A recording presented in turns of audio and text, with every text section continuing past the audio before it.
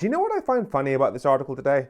It's not the fact that the effects of Brexit are getting worse and worse and worse, which is driving people further into poverty as we head towards winter. Nah, that's just the stuff that I gave up 2 years of my life to try and prevent. What's funny is how we got here. Because whenever anybody asks me, like, how did we vote for Brexit? How do people do such a thing?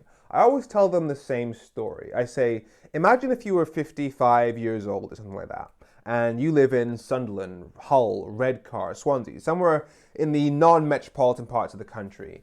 And when you were 11 years old, your dad lost his job because Margaret Thatcher closed the shipyards or the mines. And so lots of people lost their jobs. And so you've hated the Tories your whole life. And so you voted Labour your whole life, but nothing ever really seemed to get better in your area.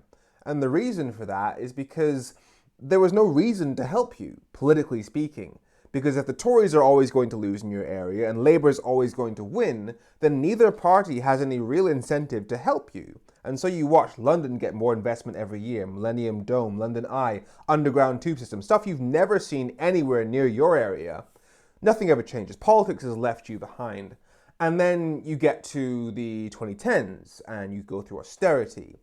David Cameron cuts all your public services. You see poverty all around you.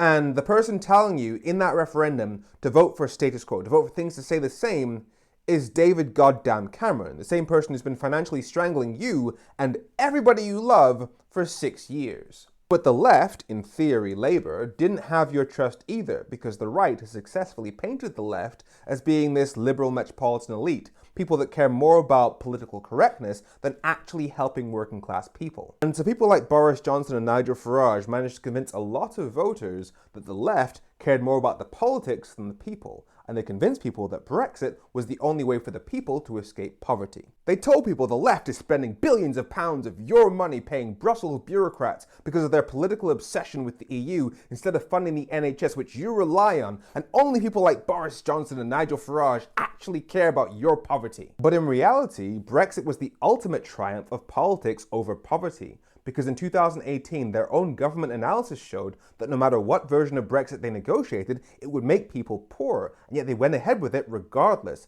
because they'd radicalized so many people into believing that the ideology of Brexit was more important than the economics. And when you look at the response to that from the left, both Corbyn and Starmer, between them, they supported Brexit for the last 8 years, knowing it would make people poorer. And so what I find funny is that Labour lost on Brexit in 2016 because they were painted as being people that cared more about politics than the people's poverty. And so they copied the right on Brexit, and now that Brexit is clearly making poverty significantly worse, they're too scared to touch it because of the politics involved. And so the thing that the supposed left supported in order to avoid the accusation of caring more about politics than people is now the thing that proves that they care more about politics than people.